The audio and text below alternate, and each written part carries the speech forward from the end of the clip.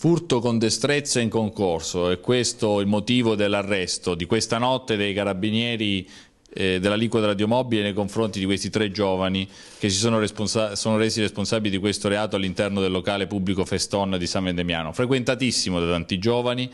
Noi siamo intervenuti su richiesta del personale della sicurezza che ne aveva bloccati 2 e poi abbiamo ricostruito una vicenda piuttosto triste, anche raccapricciante. Oggi risponderanno davanti al giudice presso il Tribunale di Treviso di questo reato. Si tratta dei 3, 2 sono completamente incensurati e sono studenti, e lunedì sosterranno un'altra prova dell'esame di maturità. Abbiamo restituito la borsetta alla 24enne marinese che l'aveva lasciata incustodita sul divanetto. Devo dire che tempestivo è stato l'intervento del personale del locale pubblico che ci ha prontamente chiamato al 112, altrettanto veloce e tempestivo è stato l'intervento da parte dei miei carabinieri, che poi sono andati via tra gli applausi della gente e delle persone presenti.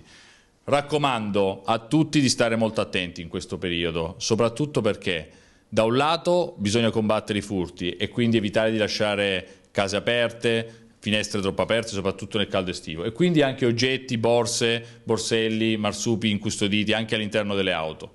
E vedete, questo è l'esempio come dei ragazzi, degli studenti, che non avevano un apparente motivo, un bisogno di rubare, qualora mai potessimo giustificare un'azione del genere, che per me è assolutamente ingiustificabile, credo per tutti, però questo è un classico esempio di come purtroppo episodi del genere si sono verificati. E in questo caso però il provvedimento adottato è stato altrettanto grave, quello dell'arresto, e hanno trascorso la notte in cella.